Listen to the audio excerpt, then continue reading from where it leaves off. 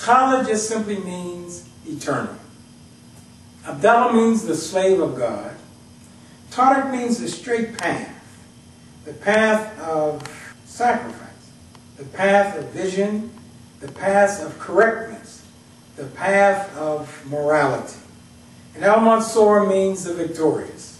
My brothers and sisters and my kith and kin. Khalid Abdallah Tariq Al-Mansour simply reminds me that if I am eternally the slave of God, and I follow the proper, narrow, moral path, I will always be victorious. I've tried to do that throughout my life. Certainly not as well as many of those who have received this highly prestigious award, the Living Legend Award. But in my own way, and with my own perspective, I have tried to be loyal and faithful to my kith and kin and to my roots. I've tried to spread the word to the world of your history and my history, of your roots and my roots, of your faith and my faith, because we are one. I try to inform the world that the first humans were of African descent. We brought Keller into the world. The world spread, the human population, after their earliest beginnings in Africa. Some document our earliest beginnings over 1 million years.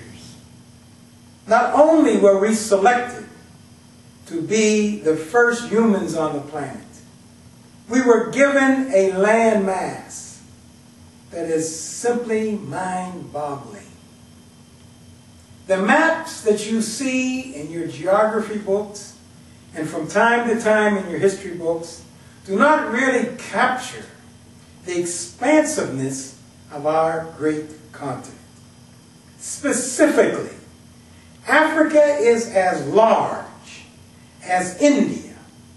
And then if you put China next to India, and then you put Western Europe next to India and China, and then you put America next to the predecessors that I have named, they would all fit inside of Africa.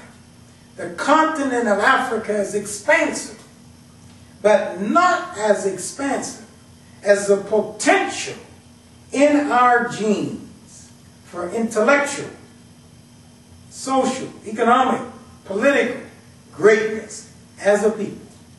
A people dedicated to bring happiness, sustained technological advancement, sustained scientific discoveries to be shared by all mankind.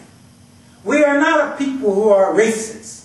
We are a people who have believed and committed to share whatever we have learned, whatever we have acquired. We take that as an obligation to share with the world.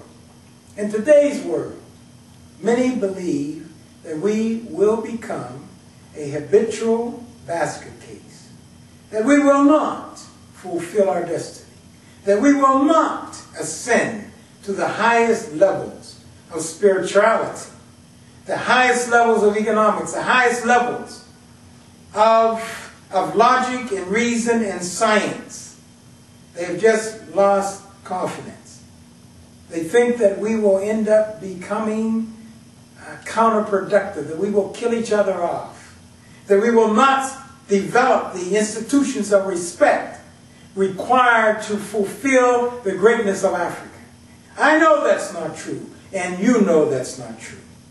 We together, people of African descent, wherever we found, recognize that it's a new day. We recognize the time is changing, and we recognize the obligation is upon us to bring sustained peace, happiness, progress to the world, and we must begin within Africa. We must begin within Africa and then show the world the new paradigm, the appropriate approach to the advancement of human life. That's why I'm so humbled by this award that I have received, the Living Legends Award, it just reminds me that I have to work even harder. I have to read even more. I have to become more familiar with the history of my people. Last year I had the occasion to visit Papua New Guinea. They look just like us. The history, they don't know how they got from Africa all the way to Asia, out in the Southeast Asia. But when they look in the mirror, and they look at you and they look at me, they know we are one people. And to be able to exchange ideas, and for them to look at pictures in my portfolio of Africa, they kept yearning. They kept wanting to be reconnected. They kept wanting to feel the vibrations of the DNA that resulted from the great people of Africa. We have an obligation.